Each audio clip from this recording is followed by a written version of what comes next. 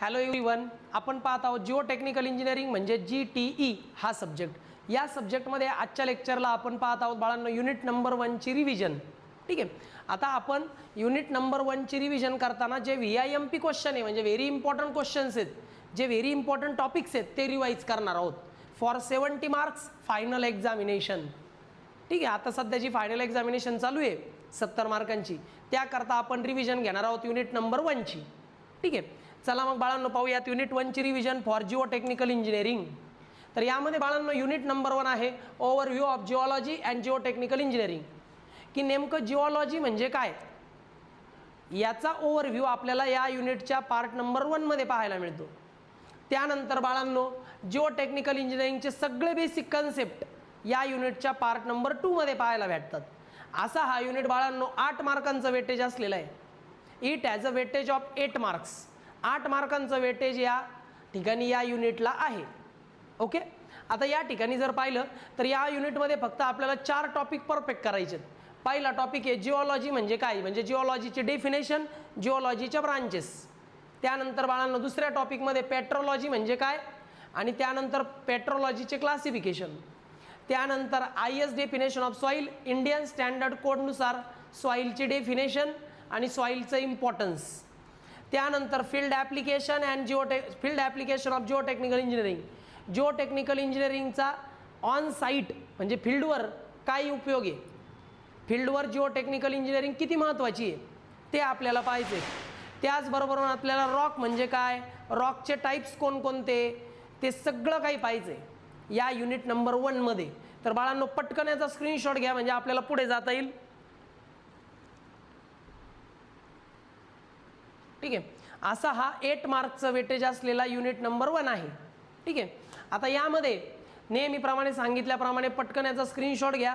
Next सेमिस्टरचे class केव्हा चालू होतील, फी स्ट्रक्चर वगैरे सगळं काही इथे तुम्हाला समजेल. पटकन ग्रुप जॉईन करून ठेवा, तशी ग्रुपची लिंक पण शेअर केलेली आहे. Okay okay. तुमच्यासाठी मी कंटिन्युअसली लेक्चर रेकॉर्ड करतोय, कंटिन्युअसली तुम्हाला जेवढी हेल्प करता येईल तेवढी मी करण्याचा प्रयत्न करतोय. लक्षात ठेवा, शॉर्ट टर्म सक्सेस जर आपल्याला नको असेल, लॉंग टर्म सक्सेस आपल्याला हवं आहे, तर कंटिन्युअसली तुम्हाला पूर्ण सेमिस्टरभर स्टडी करणं आहे. आता तुम्ही फक्त एवढंच पाहताय की तुम्हाला 70 आउट ऑफ 40 50 मार्क कसे मिळतील, पण तरीसुद्धा माझा प्रयत्न आहे की तुम्हाला 60च्या वरच मार्क मिळायला पाहिजे. मी जेवढं दिलं आहे तेवढं प्रॉपर केलं तर तुम्ही नक्कीच ते करू शकता. ठीक आहे. आता या ठिकाणी पाहूया बाळांनो डेफिनेशन ऑफ जिओलॉजी. जिओलॉजी म्हणजे काय. Geology is the branch of science that deals with the study of earth and its origin, structure, Roxx, minerals and physical changes. Geology म्हणजे ही सायन्सची एक ब्रांच आहे, विज्ञानाची एक शाखा आहे. It is a branch of science which deals with the study of earth, म्हणजे आपल्या अर्थचा स्टडी करायचा. अर्थचं नेमकं ओरिजिन कसं आहे, अर्थ म्हणजे इथं आपल्याला अर्थ सरफेस घ्यायचा आहे म्हणजे सॉईल घ्यायचं आहे. मग आपला जो अर्थ सरफेस आहे त्याचा स्टडी सायन्सच्या ज्या ब्रांचमध्ये केला जातो त्याला जिओलॉजी म्हणतात. आता अर्थ सरफेसचा स्टडी करायचा म्हणजे अर्थ सरफेसचं ओरिजिन कसं आहे, अर्थ सरफेसचं स्ट्रक्चर काय आहे, अर्थ सरफेसवर असलेले जे रॉक्स आहे ते रॉक्स किती टाईपचे असतात, नंतर अर्थ सरफेसवर होणारे फिजिकल चेंजेस कोणते, या सगळ्यांचा स्टडी सायन्सच्या ज्या ब्रांचमध्ये केला जातो त्याला जिओलॉजी म्हणतात. मग geology is the branch of science which deals with the study of earth and its origin, structure, Roxx, minerals and physical changes. अर्थ सरफेसमध्ये जे काही बदल होतात त्या अर्थ सरफेसचा स्टडी आपण सायन्सच्या ज्या ब्रांचमध्ये करतो त्याला जिओलॉजी म्हणतात. यामध्ये अर्थ सरफेसचं ओरिजिन, त्याचं स्ट्रक्चर, मिनरल्स आणि त्यामध्ये होणारे फिजिकल चेंजेस यांचा स्टडी आपण करत असतो, याला जिओलॉजी म्हणतात. मग जिओलॉजीच्या कोणकोणत्या ब्रांचेस आहे, तशा जिओलॉजीच्या खूप साऱ्या ब्रांचेस आहेत, पण काही इथे एक्सप्लेन केलेल्या आहेत. Physical geology, structural geology, mineralogy, petrology, palaeontology, engineering geology आणि हायड्रोलॉजी. लक्षात ठेवा या ठिकाणी खूप सारे ब्रांचेस आहेत जिओलॉजीच्या, पण जिओलॉजीच्या फक्त याच ब्रांचेस आणि त्यांची डेफिनेशन तुम्हाला पाठ करायची आहे. टेक्स्टबुकमध्ये तुम्हाला या ब्रांचेसचे डेफिनेशन इझिली मिळेल. मी जे सांगतो ते प्रॉपर करा. लक्षात ठेवा आपल्याकडे वेळ कमी आहे आणि अभ्यास जास्त आहे, म्हणून मी जे सांगतो ते लगेच करून घ्यायचं प्रॉपर. ठीक आहे. मग हे सगळे झाले जिओलॉजीच्या ब्रांचेस, हा झाला जिओलॉजीचा कन्सेप्ट. पटकन स्क्रीनशॉट घ्या बरं. घेतला. आता पाहूया जिओलॉजीचं इम्पॉर्टन्स. पण जिओलॉजी हा सब्जेक्ट आपण कशासाठी शिकायचा, काय इम्पॉर्टन्स आहे जिओलॉजीचं. पहिलं, सिलेक्शन ऑफ फाउंडेशन साईट. फाउंडेशनसाठी जर आपल्याला एक चांगली साईट सिलेक्ट करायची असेल, कुठल्याही स्ट्रक्चरच्या फाउंडेशनसाठी साईट सिलेक्शन करायचं असेल तर जिओलॉजी इम्पॉर्टंट आहे. Construction of dams, tunnels and road. डॅमचं कन्स्ट्रक्शन, टनेलचं कन्स्ट्रक्शन, रोडचं कन्स्ट्रक्शन करायचं असेल तर जिओलॉजी इम्पॉर्टंट आहे. Identification of rocks and mineral. Rock कुठल्या टाईपचा आहे हे आयडेंटिफाय करण्याकरता आणि मिनरल त्या ठिकाणी आयडेंटिफाय करण्याकरता आपल्याला बाळांनो जिओलॉजीचं इम्पॉर्टन्स कळणं गरजेचं आहे. Ground water exploration. ग्राउंडच्या खाली जे ग्राउंड वॉटर आहे त्याची इन्फॉर्मेशन मिळवण्याकरता, एक्सप्लोरेशन करण्याकरता जिओलॉजी इम्पॉर्टंट आहे. परत अर्थक्वेक्स, लँडस्लाईड. जे अर्थक्वेक्स होतात, भूकंप होतात, लँडस्लाईड होते, यांचा स्टडी करायचा असेल तर जिओलॉजी इम्पॉर्टंट आहे. मग या कारणांमुळे जिओलॉजी फार महत्त्वाची आहे की selection of foundation site. Foundation site जर आपल्याला सिलेक्ट करायची असेल तर जिओलॉजी इम्पॉर्टंट आहे. डॅमचं कन्स्ट्रक्शन, टनेलचं कन्स्ट्रक्शन, रोडचं कन्स्ट्रक्शन प्रॉपर करायचं असेल तर जिओलॉजी इम्पॉर्टंट आहे. रॉक्स आणि मिनरल आयडेंटिफाय करायचे असतील तर जिओलॉजी इम्पॉर्टंट आहे. ग्राउंड वॉटरचं एक्सप्लोरेशन करायचं असेल, इन्फॉर्मेशन काढायची असेल ग्राउंड वॉटरची तर त्या ठिकाणी जिओलॉजी इम्पॉर्टंट आहे. अर्थक्वेक आणि लँडस्लाईडचा स्टडी करायचा असेल तर जिओलॉजी इम्पॉर्टंट आहे. याचं एक एक सेंटेन्स तुम्ही इझिली तयार करू शकता. ओके. मग मी तुम्हाला सांगितलं जिओलॉजी का महत्त्वाचं आहे. पुढं कॉम्पोजिशन ऑफ अर्थ. पण आता जिओलॉजीमध्ये आपण अर्थ सरफेसचा स्टडी करतो, पण अर्थ सरफेसचा स्टडी करण्या अगोदर आपल्याला अर्थबद्दल माहिती पाहिजे, पृथ्वीबद्दल माहिती पाहिजे. नेमकं पृथ्वीचं स्ट्रक्चर कसं आहे याला म्हणतात कॉम्पोजिशन ऑफ अर्थ. अर्थ कन्सिस्ट ऑफ 3 लेअर. जर तुम्ही अर्थचं कॉम्पोजिशन पाहिलं तर अर्थ सरफेसला अर्थचं जे स्ट्रक्चर आहे ते 3 लेअरमध्ये असतं. पहिलं येतं earth crust, outer solid layer of earth. अर्थचा जो आउटर सॉलिड लेअर आहे, बाहेरचा सॉलिड लेअर, ठीक आहे, त्याला काय म्हणतात आउटर सॉलिड लेअर. अर्थचा जो आउटर सॉलिड लेअर आहे त्याला म्हणतात क्रस्ट. त्यानंतर mantle, middle layer made up of semi molten rock. जे अर्धे वितळलेले रॉक आहेत. तुम्हाला माहिती रॉक्स कसे तयार होतात. ज्यावेळी व्हॉल्कॅनो इरप्शन होतं, ज्यावेळी ज्वालामुखी बाहेर येतो तेव्हा तो थंड होतो. थंड झाला का त्याच्यापासून रॉक्स तयार होतात. त्या रॉक्सला जेव्हा ऊन, वारा, पाऊस लागतो तेव्हा त्या रॉक्सपासून सॉईल तयार होते. ओके. मग त्या ठिकाणी अर्थचा जो क्रस्ट आहे म्हणजे अर्थचा बाहेरचा जो पार्ट आहे त्या आउटर सॉलिड लेअर ऑफ अर्थला म्हणतात क्रस्ट. त्याच्या आतमध्ये जो पार्ट आहे त्याला म्हणतात मॅन्टल म्हणजे सेमी मोल्टन रॉक्स. असे रॉक्स जे वितळलेले आहेत, थोडेसे वितळलेले आहेत, थोडेसे सॉलिड आहे, त्यांना म्हणतात सेमी मोल्टन रॉक्स. तो असतो मिडल लेअर, त्याला म्हणतात mantle. Core, innermost layer mainly composed of iron and nickel. आणि अर्थ सरफेसचा जो सगळ्यात आतला लेअर आहे इनरमोस्ट लेअर त्याला म्हणतात कोवर. काय म्हणतात? कोवर. म्हणजे पहिल्यांदा येतो क्रस्ट जो आउटर सॉलिड लेअर आहे, मग त्याच्या आतमध्ये येतो मॅन्टल जो मिडल लेअर आहे सेमी मोल्टन रॉकचा, मग येतो कोवर जो इनरमोस्ट लेअर आहे त्याच्यामध्ये आयर्न अँड निकेल येतं जनरली. ठीक आहे. These are the composition of earth and importance of geology. हे 2 टॉपिक या युनिटवर आहे. पटकन स्क्रीनशॉट घ्या, मी दाखवतो तुम्हाला. ओके, आला तिथपर्यंत. आता या ठिकाणी तुम्ही इथे पाहू शकता बाळांनो, this is the composition of earth. हे आहे बाळांनो तुमचं अर्थचं composition.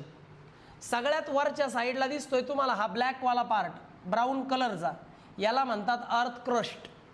This is the outer solid layer of अर्थ, त्याला म्हणतात क्रस्ट. आतमध्ये दिसतोय का रेड कलरचा पार्ट, याला म्हणतात mantle. This is the middle layer of semi molten rock. Semi molten rock म्हणजे अर्ध्या वितळलेल्या दगडांचा हा मिडल लेअर आहे, याला म्हणतात बाळांनो मॅन्टल. त्यानंतर त्याच्या आतमध्ये येतो आउटर कोअर. हा दिसतोय थोडासा ब्राऊन कलरचा, फेंट ब्राऊन कलर, हा आउटर कोअर आहे. आणि आतमध्ये आहे इनर कोअर. इनर कोअरमध्ये तप्त लाव आहे, व्हॉल्कॅनो आहे. ओके. आतमध्ये पूर्ण ज्वालामुखी. मग हा झाला इनर कोअर, हा झाला मधला मॅन्टल आणि सगळ्यात बाहेरचा क्रस्ट. असं तुम्हाला स्ट्रक्चर एक्झामला ड्रॉ करायचं आहे. ओके. अशा पद्धतीने अर्थचं कॉम्पोजिशन आणि अर्थचे जिओलॉजीचं इम्पॉर्टन्स मी तुम्हाला सांगितलं. त्यानंतर येतं बाळांनो what is mean by petrology. पेट्रोलॉजीमध्ये आपण रॉकचा स्टडी करत असतो. The study of rocks carried out in the branch of geology known as petrology. म्हणजे रॉकचा स्टडी जिओलॉजीच्या ज्या ब्रांचमध्ये केला जातो त्याला पेट्रोलॉजी म्हणतात. म्हणजे अशी जिओलॉजी ज्यात आपण रॉकचा स्टडी करतो त्याला म्हणतात पेट्रोलॉजी. मग रॉक्स म्हणजे काय? Naturally occurring solid mass made up of mineral is called as Roxx. Roxx म्हणजे काय? हे नॅचरली ऑकरिंग सॉलिड मास आहे, निसर्गतः सापडलेलं solid mass. Naturally occurring solid mass, naturally occurring solid mass made up of mineral. मिनरलपासून बनलेलं नॅचरली सापडणारं जे solid मास आहे त्याला आपण रॉक्स म्हणतो. Naturally occurring solid mass made up of minerals are called as rocks. आणि रॉकचा स्टडी जिओलॉजीच्या ज्या ब्रांचमध्ये आपण करतो त्याला म्हणतात पेट्रोलॉजी. बरं, रॉकचे types. There are 3 types of rocks. Igneous rocks, sedimentary rocks, metamorphic rocks. ठीक आहे. आता या ठिकाणी येतं बाळांनो igneous rocks formed by cooling and solidification of magma. Magma म्हणजे तप्त लावा. व्हॉल्कॅनो इरप्शन जेव्हा होतं, ज्वालामुखी उद्रेक जेव्हा होतो तेव्हा त्या ठिकाणी जे मॅग्मा असतो, जो तप्त लावा असतो, तो असा अर्थ सरफेसवर येतो. तो अर्थ सरफेसवर आला का तो कूल होतो, थंड होतो, मग त्याच्यापासून एक सॉलिड मास तयार होतं. म्हणजेच मॅग्माचं जर कूलिंग झालं आणि त्यानंतर सॉलिडिफिकेशन झालं का त्यापासून जे रॉक्स तयार होतात त्याला म्हणतात इग्नियस रॉक्स. म्हणजे आतला व्हॉल्कॅनो बाहेर इरप्शन होतो, आतला व्हॉल्कॅनो बाहेर येतो, तो बाहेर आला की तो व्हॉल्कॅनो थंड होतो, थंड झाला की तो सॉलिड होतो, मग त्यापासून जे रॉक्स तयार होतात आफ्टर सॉलिडिफिकेशन त्याला म्हणतात इग्नियस रॉक्स. मग इग्नियस रॉकचे 2 एक्झाम्पल सांगितलेत मी, ग्रॅनाइट आणि बेसाल्ट. हे इग्नियस रॉक्स आहे. इंजिनिअरिंगमध्ये कोणत्या कामासाठी वापरतात? इंजिनिअरिंग युजेस काय आहेत? Building stone. बिल्डिंग स्टोन म्हणून म्हणजे बिल्डिंगच्या कन्स्ट्रक्शनमध्ये इग्नियस रॉकचा उपयोग केला जातो. रोड कन्स्ट्रक्शन, रोड कन्स्ट्रक्शनमध्ये सुद्धा इग्नियस रॉक्स वापरतात. रेल्वे बॅलस्ट, रेल्वेचे जे बॅलस्ट असतात त्या रेल्वे बॅलस्टमध्ये सुद्धा इग्नियस रॉक्स वापरतात. म्हणजे रेल्वेच्या खाली जे मोठे मोठे खडे असतात ना रेल्वेच्या रुळावर, ते इग्नियस रॉक्सपासून बनलेले असतात. रोड कन्स्ट्रक्शनमध्ये जे खडे वापरतात ते पण इग्नियस रॉक्स असतात. बिल्डिंग स्टोनमध्ये ग्रॅनाइट असतं, ते पण काय इग्नियस रॉक्सच आहे. मग इग्नियस रॉक जे असतात ते मॅग्मा कूल झाल्यानंतर आणि सॉलिडिफाय झाल्यानंतर हे रॉक्स तयार होतात. मॅग्मा थंड झाला आणि नंतर सॉलिड झाला की त्यापासून तयार होतात इग्नियस रॉक्स. एक्झाम्पल आहे ग्रॅनाइट आणि बॅसाल्ट. बिल्डिंग कन्स्ट्रक्शनमध्ये, रोड कन्स्ट्रक्शनमध्ये, रेल्वे बॅलस्ट म्हणून आपण इग्नियस रॉक्स वापरतो. या बरं स्क्रीनशॉट. ओके, बघा तुम्ही इकडे पाहू शकता बाळांनो, या ठिकाणी 3 वेगवेगळ्या प्रकारचे रॉक्स आहे. हा इग्नियस रॉक आहे, हा मेटामॉर्फिक रॉक आहे, हा सेडिमेंटरी रॉक आहे. आपण पाहतोय इग्नियस रॉक्स. एक्झाम्पल पाहिलं ग्रॅनाइट, बेसाल्ट. तुम्ही अजूनही इग्नियस रॉक्स पाहू शकता. हे बघा इग्नियस रॉक्स कसे तयार होतात की आतमध्ये असतो हा व्हॉल्कॅनो इरप्शन. व्हॉल्कॅनो इरप्शन झालं बा, इथून ज्वालामुखी उद्रेक झाला, हा तप्त लावा म्हणजे मॅग्मा बाहेर आला. मॅग्मा बाहेर आल्यावर तो झाला कूल, थंड झाला, मग तो झाला सॉलिडिफाय म्हणजे तो सॉलिड मासमध्ये कन्वर्ट झाला आणि त्याच्यापासून हे दगड तयार झाले, रॉक्स तयार झाले. याला म्हणतात इग्नियस रॉक्स. ओके, इग्नियस रॉकचे पण 3 टाईप असतात. इग्नियस रॉकचे जे टाईप्स आहे त्याच्यामध्ये येतो इंट्रुझिव्ह इग्नियस रॉक, एक्सट्रुझिव्ह इग्नियस रॉक आणि प्लुटॉनिक इग्नियस रॉक्स. बरं, हे जे इंट्रुझिव्ह इग्नियस रॉक्स असतात याला कूल व्हायला हजारो वर्ष लागतात, thousands of year. Intrusive igneous rock जे असतात ना ते थाउजंड्स ऑफ इयरमध्ये म्हणजे हजारो वर्ष लागतात याला थंड व्हायला. हे जे एक्सट्रुझिव्ह इग्नियस रॉक्स असतात हे काही महिन्यांमध्ये थंड होतात, हे काही महिन्यांमध्ये थंड होतात. आणि प्लुटॉनिक रॉक जे आहेत हे यांना थंड व्हायला लाखो वर्ष लागतात, मिलियन्स ऑफ इयर. मग प्लुटॉनिक रॉक हे सगळ्यात खाली सापडतात, त्याच्यावर सापडतात एक्सट्रुझिव्ह रॉक आणि त्याच्यावर सापडतात इंट्रुझिव्ह रॉक. आपल्याकडे जे रॉक्स आहेत ते इंट्रुझिव्ह इग्नियस रॉक्स आहेत.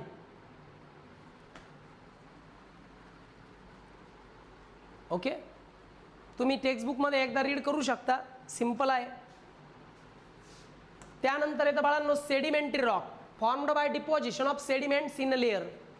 आता सेडिमेंट म्हणजे काय, तर सॉईलचे छोटे छोटे कण, सॉईलचे छोटे छोटे कण पाण्यामुळं, पावसामुळं किंवा वाऱ्यामुळं उडत उडत येतात आणि ते सॉईलचे कण एकावर एक एकावर एक एकावर एक येऊन बसतात, त्याला आपण म्हणतो सेडिमेंट. मग हे जे काही सेडिमेंट आहे ते लेअरवर लेअर जर डिपॉझिट झाले, सेडिमेंटचे लेअरवर लेअर डिपॉझिट झाले का ते सॉलिड मास तयार होतं आणि त्यापासून जो रॉक तयार होतो त्याला सेडिमेंटरी रॉक म्हणतात. जसं की सँडस्टोन, लाईमस्टोन हे सेडिमेंटरी रॉक आहे. छोटे छोटे सॉईलचे कण एका ठिकाणी लेअर बाय लेअर डिपॉझिट झाले आणि त्यानंतर जे सॉलिड मास तयार झालं त्याला म्हणतात सेडिमेंटरी रॉक्स. सँडस्टोन, लाईमस्टोन हे सेडिमेंटरी रॉक्स आहे. बरं, यांचा यूज होतो सिमेंट मॅन्युफॅक्चरिंग. सिमेंट तयार करतात लाईमस्टोन पासून, मग सिमेंट तयार करायला लागतात सेडिमेंटरी रॉक्स. बिल्डिंग कन्स्ट्रक्शनमध्ये मार्बल वापरतो बा, मग ते मार्बल सुद्धा सेडिमेंटरी रॉकच आहे की नाही. ग्रॅनाइट वापरतो ते इग्नियस रॉक आहे. मग बिल्डिंग कन्स्ट्रक्शनमध्ये, सिमेंट मॅन्युफॅक्चरिंगमध्ये सेडिमेंटरी रॉक वापरतात. चला पाहूया सेडिमेंटरी रॉक्स. हे बघा असे असतात सेडिमेंटरी रॉक्स.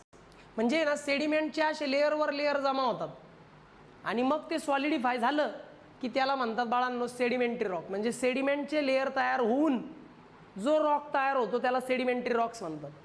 सँडस्टोन, लाईमस्टोन हे सेडिमेंटरी रॉक्स आहे. बिल्डिंग कन्स्ट्रक्शनमध्ये यांचा पण वापर होतो. सिमेंट मॅन्युफॅक्चरिंगमध्ये लाईमस्टोन वापरतात.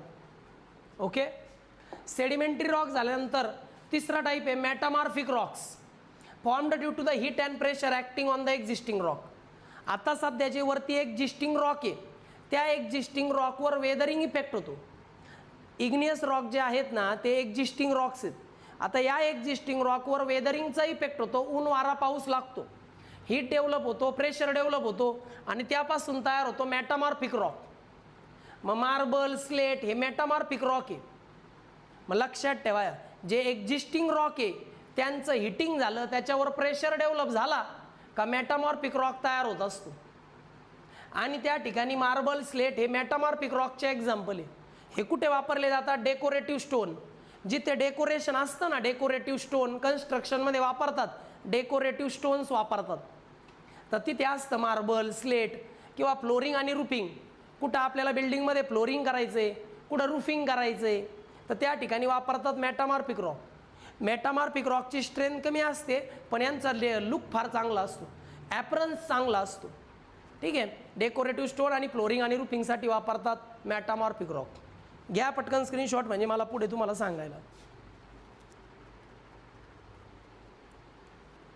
या ठिकाणी तुम्ही पाहू शकता असा दिसतो पहा काहीसा मेटामॉर्फिक रॉक, असा दिसतो हा metamorphic rock. Okay, metamorphic rock. आता ह्या मेटामॉर्फिक रॉकचं नाव आहे ग्नीस. हा एक मेटामॉर्फिक रॉक आहे. म्हणजे इग्नियस रॉकवर हीट आणि प्रेशर डेव्हलप झाला खूप वर्ष आणि मग तयार झाला हा मेटामॉर्फिक रॉक. ठीक आहे, हे सगळे मेटामॉर्फिक रॉक्स आहेत, पाहू शकता तुम्ही इथं. हा पहिला मार्बल आहे. मेटामॉर्फिक रॉकचा लुक फार चांगला असतो, ॲपरन्स चांगला असतो. बघा मार्बल, स्लेट हे मेटामॉर्फिक रॉक आहे. ओके, चला मग 3 टाईप रॉक म्हणजे काय ते सांगितलं, रॉकचे 3 टाईप सांगितले. आता आपल्याला पाहायचं आहे example. Sun temple of Konark. कोणार्कमध्ये जे सूर्य मंदिर आहे तिथं ह्या रॉकचा वापर करून ते मंदिर बांधलेले. बरं, कोणते रॉक्स वापरले पहा, सन टेम्पल ऑफ कोणार्क. तर कोणार्कमध्ये जे सूर्य मंदिर आहे तिथे रॉकचा वापर केलेला आहे फार जास्त. बरं, कोणार्कमध्ये सन टेम्पल म्हणजे सूर्य मंदिर, तिथं कोणते कोणते स्टोन वापरले, क्लोराईट स्टोन, लॅटेराईट स्टोन, कोंडालाईट स्टोन या दगडांचा वापर केलेला आहे कोणार्कच्या सन टेम्पलमध्ये. हजारो लाखो वर्षांपासून हे सूर्य मंदिर तसंच उभं आहे. ओके, बरं चला तुम्हाला सन टेम्पल दाखवतो. इकडे पहा अशा पद्धतीचं काहीसं दिसतं सन टेम्पल ॲट कोणार्क. हे बघा कोणार्कचं हे सूर्य मंदिर आहे. याच्यामध्ये क्लोराईट स्टोन वापरलेत, पूर्ण दगडी बांधकाम आहे. ओके, याच्यामध्ये क्लोराईट स्टोन वापरले, लॅटेराईट स्टोन वापरलेले आहेत. त्यानंतर अजूनही एक प्रकारचा स्टोन वापरला आहे, म्हणजे 3 वेगवेगळ्या प्रकारचे स्टोन वापरलेत. क्लोराईट स्टोन, लॅटेराईट स्टोन आणि कोंडालाईट स्टोन. हे पहा दगडापासून बनलेलं आहे बरं का, पूर्ण आहे प्युअर. सूर्याच्या मंदिराला काहीतरी सूर्याचा जो काही रथ असतो त्याला 24 चाक आहे बघा, हे चॅरेट्स आहे, म्हणजे एक प्रकारचा रथ आहे तो, सूर्याचा रथ. हे कोणार्कचं सन टेम्पल आहे, फार सुंदर आहे, खूप वर्षांपासून आहे, जसं आहे तसंच उभं आहे बाळांनो, फार छान आहे. जाण्याचा योग आलेला नाही आजपर्यंत तिथे, परंतु नक्की जा, नक्की पहा. म्हणजे आपल्या पूर्वजांमध्ये किती आर्किटेक्चरल व्ह्यू होता, की त्यावेळी ब्रिक्स नव्हत्या तरीसुद्धा त्यांनी हे कन्स्ट्रक्शन स्टोनमध्ये केलं आहे. त्यावेळी सिमेंट नव्हतं, पण तरी स्टोनचं बाइंडिंग प्रॉपर झालं आहे, हजारो वर्षांपासून ते तसंच उभं आहे. ओके, मग रॉकचं इम्पॉर्टन्स सांगितलं तुम्हाला बिल्डिंगमध्ये. त्यानंतर येतं बाळांनो सॉईलची डेफिनेशन. इंडियन स्टँडर्ड कोडनुसार सॉईलची डेफिनेशन हमखास एक्झामला येते. Soil is an unconsolidated material formed by weathering of rocks. मी तुम्हाला सांगितलं की जे रॉक्स असतात, जे दगड असतात, मग कुठलाही रॉक्स असू द्या, igneous rock, sedimentary rock, metamorphic rock, कुठलाही रॉक्स असू द्या, त्या रॉकचं जेव्हा वेदरिंग होतं, त्या दगडाला जेव्हा ऊन वारा पाऊस लागतो तेव्हा त्याच्यापासून तयार होतात छोटे छोटे सेडिमेंट्स, छोटे छोटे पार्टिकल तयार होतात, त्याला म्हणतो आपण अनकन्सॉलिडेटेड मटेरियल. मग सॉईल एक अनकन्सॉलिडेटेड मटेरियल आहे, तयार होतं formed by weathering of Roxx. म्हणजे दगडांना ऊन वारा पाऊस लागला का जे सुट्ट मटेरियल तयार होतं त्याला सॉईल म्हणतात, त्याला माती म्हणतात. ही IS कोडची डेफिनेशन आहे. Soil is an unconsolidated material. Soil एक अनकन्सॉलिडेटेड मटेरियल आहे, formed by weathering of rocks. रॉक्सचं वेदरिंग झालं का तयार होती अनकन्सॉलिडेटेड मटेरियल म्हणजे सॉईल. ओके, बरं सॉईलचं सिव्हिल इंजिनिअरिंगमध्ये काय महत्त्व आहे? मी तर म्हणेल सिव्हिल इंजिनिअरिंगमध्ये सगळ्यात जास्त महत्त्व सॉईलचं आहे, मातीचं आहे, कारण पूर्ण इनडायरेक्टली सगळ्या स्ट्रक्चरचा लोड सॉईलवर आहे आणि सॉईलमध्येच फाउंडेशन आहे. मग acts as a foundation bed for structure. स्ट्रक्चरसाठी फाउंडेशनच्या खाली बेड म्हणजे सॉईल. स्ट्रक्चरला फाउंडेशन बेड म्हणून सॉईल यूज होते. स्ट्रक्चरमध्ये फाउंडेशन बेड म्हणून सॉईलचा यूज होतो. Used in embankment and dams. एम्बँकमेंटमध्ये म्हणजे जिथं आपल्याला भर टाकायची आहे, जिथं माती टाकायची आहे, एम्बँकमेंटमध्ये म्हणजे मातीच्या डॅममध्ये, मातीच्या डॅममध्ये माती लागते. एम्बँकमेंटमध्ये म्हणजे नदीच्या दोन्ही कडाला जी माती असते ती, म्हणजे जिथं भर टाकतो आपण एम्बँकमेंटमध्ये. परत रोड कन्स्ट्रक्शनमध्ये पण माती लागते. परत ॲज अ कन्स्ट्रक्शन मटेरियल म्हणून पण सॉईल लागते. मग सॉईलचा यूज होतो ॲज अ कन्स्ट्रक्शन मटेरियल म्हणून. भरपूर ठिकाणी सॉईलचा use as a construction material म्हणून करतात. सॉईलशिवाय कन्स्ट्रक्शन नाहीच. सॉईलचा यूज हमखास ॲज अ कन्स्ट्रक्शन मटेरियल म्हणून केला जातो. रोडच्या कन्स्ट्रक्शनमध्ये पण सॉईलचा वापर करावाच लागतो.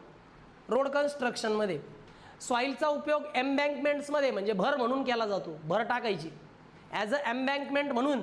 आणि सॉईलचा वापर डॅममध्ये पण केला जातो, मातीच्या डॅममध्ये, अर्धन डॅममध्ये सॉईलचा उपयोग केला जातो ॲज अ कन्स्ट्रक्शन मटेरियल म्हणून. सॉईलचा उपयोग स्ट्रक्चरसाठी फाउंडेशन बेड म्हणून केला जातो. स्ट्रक्चरचं फाउंडेशन बेड म्हणून सॉईलचा उपयोग केला जातो. मग बघा सॉईलची डेफिनेशन आणि इम्पॉर्टन्स हमखास एक्झामला आहे, तर स्क्रीनशॉट घ्या. मी जे दिलं आहे तेवढं प्रॉपर जर सेंटेन्स वाईज लिहिलं तर हमखास तुम्हाला जमेल. ठीक आहे. त्यानंतर येतं बाळांनो जिओ टेक्निकल इंजिनिअरिंगचे ॲप्लिकेशन. जिओ टेक्निकल इंजिनिअरिंगचा वापर कुठं होतो? जिओ टेक्निकल इंजिनिअरिंगचा वापर होतो फाउंडेशन डिझाईनला. Determination of safe bearing capacity and settlement of soil for foundation. लक्षात ठेवा, आपला स्ट्रक्चरचा सगळा लोड फाउंडेशनवर आहे. ते फाउंडेशन प्रॉपर डिझाईन व्हावं, फाउंडेशनचं डिझाईन व्यवस्थित व्हावं, याकरता आपल्याला लागते त्या सॉईलची bearing capacity, safe bearing capacity लागते. मग सॉईलची सेफ बिअरिंग कॅपॅसिटी कॅल्क्युलेट करण्याकरता फाउंडेशनचं सेटलमेंट होऊ नये म्हणून प्रॉपर फाउंडेशन डिझाईन करण्याकरता सॉईलचा स्टडी गरजेचा आहे. आणि सॉईलचा स्टडी केला जातो जिओ टेक्निकल इंजिनिअरिंगमध्ये. म्हणून जिओ टेक्निकल इंजिनिअरिंग गरजेची, म्हणून हा सब्जेक्ट इम्पॉर्टंट आहे.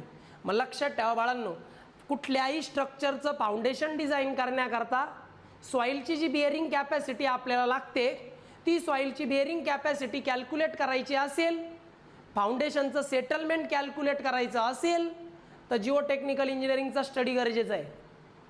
To design the foundation of any structure. कुठल्याही स्ट्रक्चरचं फाउंडेशन डिझाईन करायचं असेल, फाउंडेशनचं सेटलमेंट, सॉईलची बिअरिंग कॅपॅसिटी मोजायची असेल, तर जिओ टेक्निकल इंजिनिअरिंग गरजेची. पहिला पॉईंट झाला बरं का.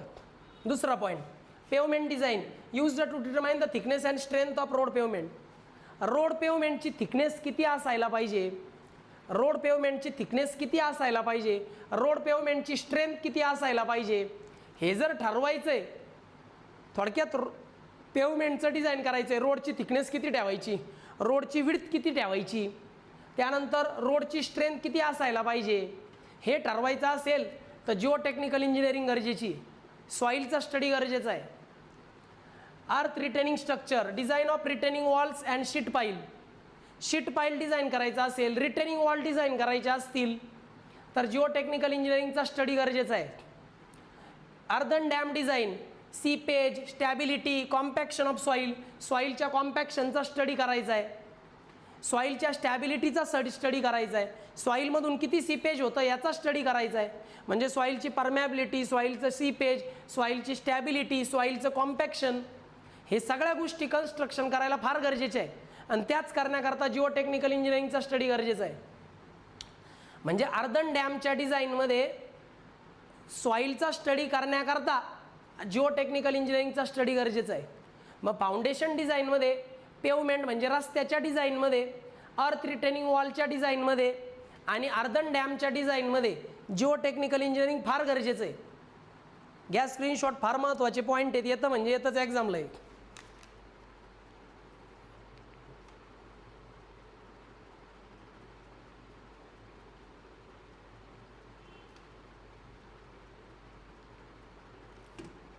चला झालं बाळांनो.